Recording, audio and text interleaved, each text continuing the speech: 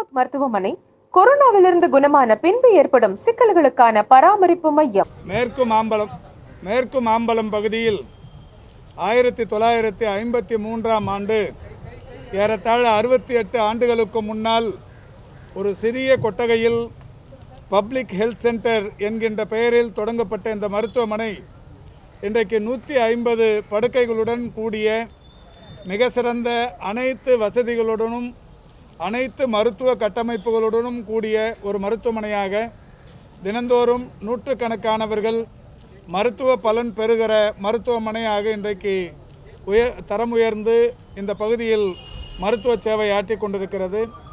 தியாகராய நகர் தொகுதி மக்கள், விருகை சட்டமன்ற தொகுதிக்குட்பட்ட மக்கள், சைதாப்பேட்டை என்கின்ற வகையில் ஒரு 3-4 சட்டமன்ற தொகுதிகளைச் சேர்ந்த ஏழை எளிய மக்களுக்கு மருத்துவ சேவை ஆற்றுகிற மருத்துவமனையாக இந்த மருத்துவமனை இயங்கிக் கொண்டிருக்கிறது. இந்த மருத்துவமனையில் மேம்படுத்தப்பட்ட அறுவை அரங்கமும் ஒரு அதிநவீன அறுவை அரங்கத்திற்கு தேவையான கருவியும் 7.5 லட்சம் ரூபாய் செலவில் இன்றைக்கு ஒரு டோனர் ஒருவரால், திரு சுந்தரம் என்பவரால் வாங்கி தரப்பட்டிருக்கிறது. இதை அர்ப்பணிக்கிற நிகழ்ச்சியில் நாங்கள் கலந்து கொண்டோம். இந்த மருத்துவமனையை பொறுத்தவரை பல்வேறு சிறப்பு அம்சங்களுடன் கூடிய வகையிலான மருத்துவமனையாக இதில் இருக்கிறது. 65 மருத்துவர்கள், 110 செவிலியர்கள் என்கின்ற வகையில் மிக சிறந்த மருத்துவமனையாக இது இருந்து கொண்டிருக்கிறது. இதை திறந்து வைப்பதில் நாங்கள் பெருமை அடைகிறோம். இந்த மருத்துவமனை மேம்பாட்டிற்கு, இந்த மருத்துவமனையின் தரம் உயர்த்துதலுக்கு, இந்த மருத்துவமனையின் சேவைக்கு நன்கொடைகளும் வரவேற்கப்படுகிறது. அதற்கு வரிவிலக்கு என்கின்ற வகையில் சொல்லப்பட்டிருக்கிறது.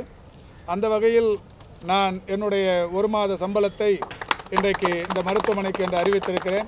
அநேகமாக தியாகராய நகர் தொகுதியின் சட்டமன்ற உறுப்பினரும் கூட அறிவிப்பார் என்று கருதுகிறேன். கண்டிப்பாக என்னுடைய 1 மாத சம்பளத்தையும் இந்த மருத்துவமனைக்கு அறிவிக்கிறேன். தியாகராய நகர் தொகுதியின் சட்டமன்ற உறுப்பினரும் அவருடைய 1 மாத சம்பளத்தை அறிவித்திருக்கிறார். எங்கள் இருவருடைய அந்த 1 மாத சம்பளத்திற்கான காசோலைகளும் இன்னும் ஓரிரு நாட்களில் இந்த நிர்வாகத்திடம் ஒப்படைக்கப்படவிருக்கிறது.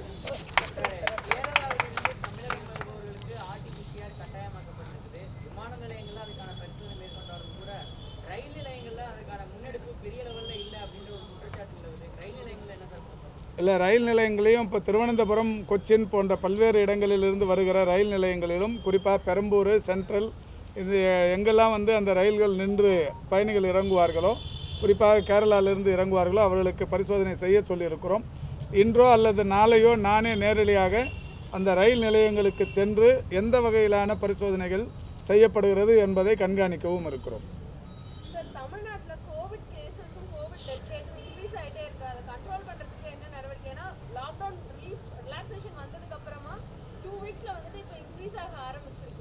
இல்லை, பரிசோதனைகளின் எண்ணிக்கை கூடிக்கொண்டிருப்பது என்பது ஒரு மிக முக்கியமான காரணம். நேற்றைக்கு 1,48,000 எண்ணிக்கையில் RT-PCR பரிசோதனைகள் செய்யப்பட்டிருக்கிறது. இந்தியாவிலேயே தினந்தோறும் 1.5 லட்சம் அளவுக்கான அந்த பரிசோதனைகள் என்பது தமிழகத்திலே மட்டும்தான். நேற்றைக்கு முன்தினம் 1,48,000, நேற்றுக்கு 1,57 நினைக்கிறேன். அந்த அளவுக்கு 1.5 லட்சத்தையும் தாண்டி அளவுக்கான பரிசோதனைகள் இந்தியாவிலேயே தமிழகத்தில் தான் எடுக்கப்படுகிறது. அதனால் கொஞ்சம் அந்த வேரியேஷனுங்கிறது தினமும் ஒரு 30-40 முன்னையும் பின்னுமா வந்துருக்கு. நேற்றுக்கு 1997 என்கின்ற அளவில் இருந்து கொண்டிருக்கிறது. இது நேற்றைக்கு முன்தினமும் அதுக்கும் வித்தியாசம் ஒரு 30-40 தான். அதற்கு முந்தைய நாளும் அதுவும் வித்தியாசம் ஒரு 20-30 தான். ஆனால் கடந்த 2 நாட்களுக்கு முன்னால் ஒரு 30-40 குறைஞ்சது.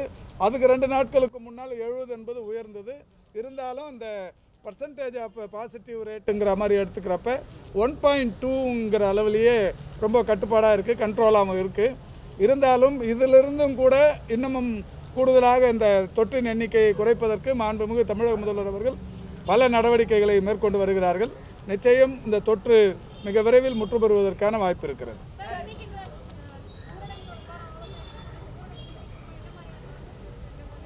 12:30 மணிக்கு ஊரடங்கு தளர்வுகள் சம்பந்தமான கூட்டம் நிச்சயம் மாலைக்குள் செய்தித்தாள்களுக்கு, ஊடக பிரிவுகளுக்கு அரசின் சார்பில் அறிக்கை அனுப்பப்படும்.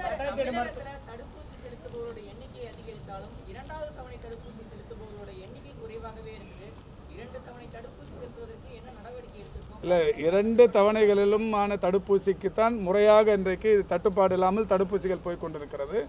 முதல் தவணை போட்டுக்கொண்டவர்களுக்கு, கோவேக்சின் போட்டவர்களுக்கு கோவேக்சின் தான் போட வேண்டும். எனவே இப்பொழுது வருகிற அந்த கோவேக்சின் இருப்பு எவ்வளோ வருகிறதோ அதை முதல் தவணைக்கு மட்டுமே பயன்படுத்த வேண்டும் என்று பிரித்து அனுப்பி கொண்டிருக்கிறோம்.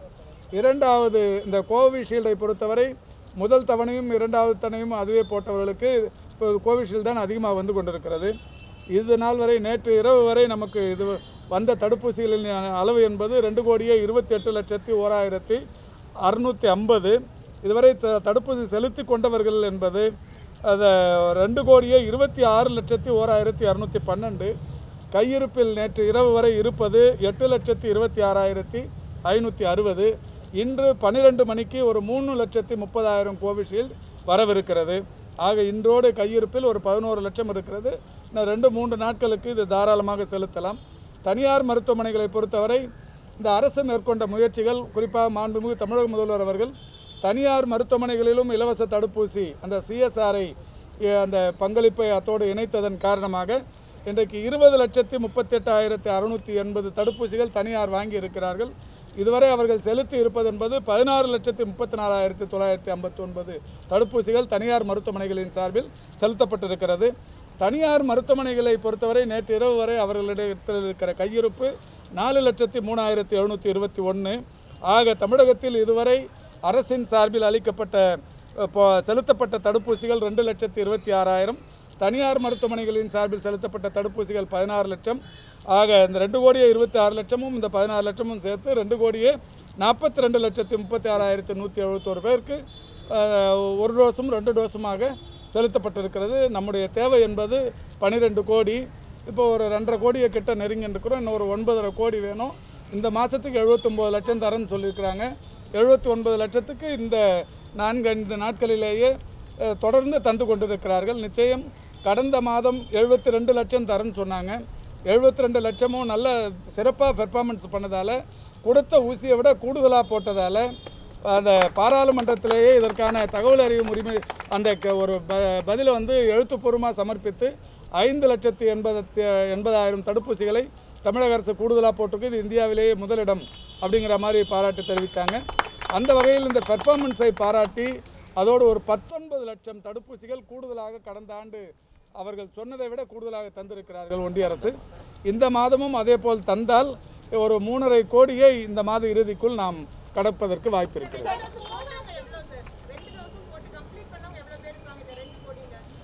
இப்போ 2.5 கோடியில் டெஃபினட்டாக ஒரு 60 லட்சம் வரைக்கும் ஃபர்ஸ்ட் டோஸும் 2வது டோஸும் போட்டு முடிச்சவங்க இருப்பாங்க.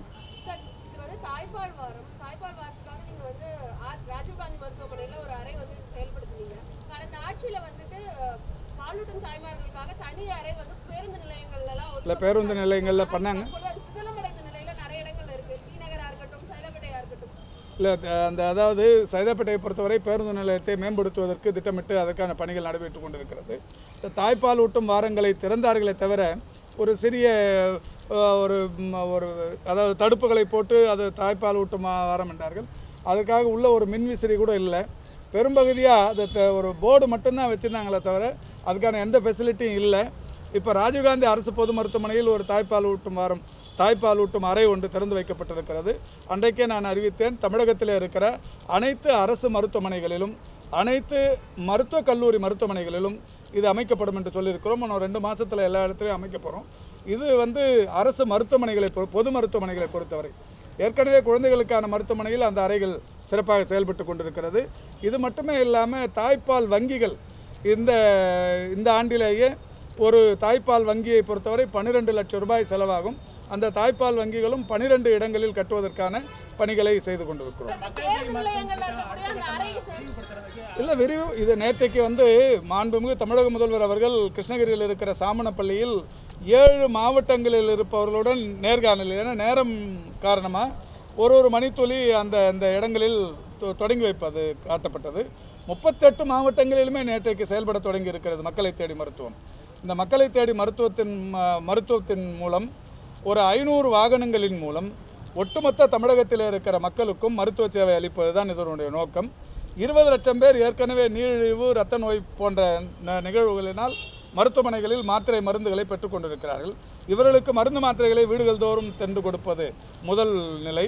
இதை தாண்டி மாண்புமிகு தமிழக முதல்வர் அறிவித்திருப்பதைப் போல இந்த டிசம்பர் இறுதிக்குள் ஒட்டுமொத்தமாக இருக்கிற தமிழகத்தில் இருக்கிற 30 லட்சம் குடும்பங்களிலும் ஆய்வு செய்து இதில் 1 கோடி பேரை இந்த நீரிழிவு மற்றும் இரத்த நோய்களினால் பாதிக்கப்பட்டவர்களை கண்டறிந்து அவர்களுக்கு மருத்துவம் பார்ப்பது, மருந்துகளை அளிப்பது என்பதுதான் இந்த திட்டத்தின் நோக்கம்.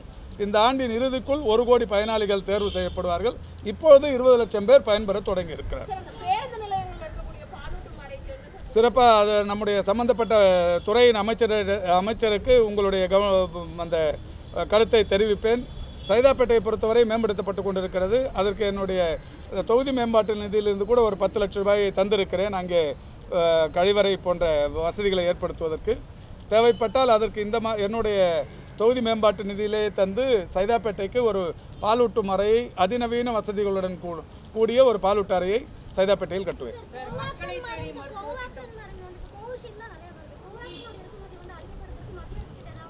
இல்லை, அவங்க கையில் கேட்டுக்கிறோம் எவ்வளோ கோவேக்சின் ஃபஸ்ட்டு டோஸ் போட்டாங்க, இப்போ செகண்ட் டோஸ் எவ்வளோ ரெக்குவயர்மெண்ட் இருக்குது, அதுக்கேற்ற மாதிரி கொடுக்கணுங்கிறத தொடர்ந்து நம்முடைய துறையின் செயலாளர் ஒன்றிய அரசின் துறையின் செயலாளரோடு தொடர்ந்து பேசி கொண்டிருக்கிறார். அதுக்கேற்ற மாதிரி தான் வந்துருக்கு. வர வர பிரித்து அனுப்பிட்டுருக்கோம்.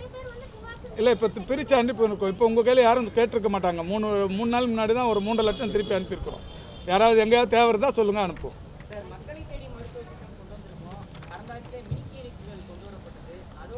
இல்லை, திட்டங்கள் எது கொண்டு வர்றதுங்கிறதும் ஒன்றும் பிரச்சனை இல்லைங்க. திட்டங்கள் அறிவிக்கப்படுறதுங்கிறது ஒன்று. அம்மா உப்புன்னாங்க, எத்தனை இடத்துல அம்மா உப்பு விற்குது. அம்மா காய்கறி வண்டிகள்னாங்க, எத்தனை இடத்துல வண்டி ஓடின்னு இருக்குது. அம்மா தரமான அரிசி தரும் கிடங்குகள்னாங்க, எத்தனை இடத்துல இருக்குது. அதனால் சொல்கிறதுன்றது ஈஸிங்க. அது எதெல்லாம் செயல்பாட்டில் இருக்குங்கிறது தான் ரொம்ப முக்கியம். அந்த மாதிரி சொன்னது அது அம்மா கிளினிக்கு. எங்கெங்கே அறைகள் காலியாக இருக்கோ அங்கெல்லாம் அம்மா கிளினிக்குங்கிற போர்டு இருந்துச்சு. செயல்படுறோமே. நக்கீரன் டிவிக்கு சப்ஸ்கிரைப் செய்யுங்கள். உங்கள் ஆதரவே எங்கள் பலம். ஆசிரியர்களுக்கு நண்பனாகவும் மாணவர்களுக்கு ஆசானாகவும் திகழும் தேர்வு வழிகாட்டி. ஒவ்வொரு பாடத்திற்கும் அனுபவமிக்க ஆசிரியர்களின் துல்லியமான தெளிவான விடைகள். CNC இருக்கு, தேர்வு பயம் எதற்கு? இது தீரன் பப்ளிஷிங் ஹவுஸ் விற்பனை வெளியீடு.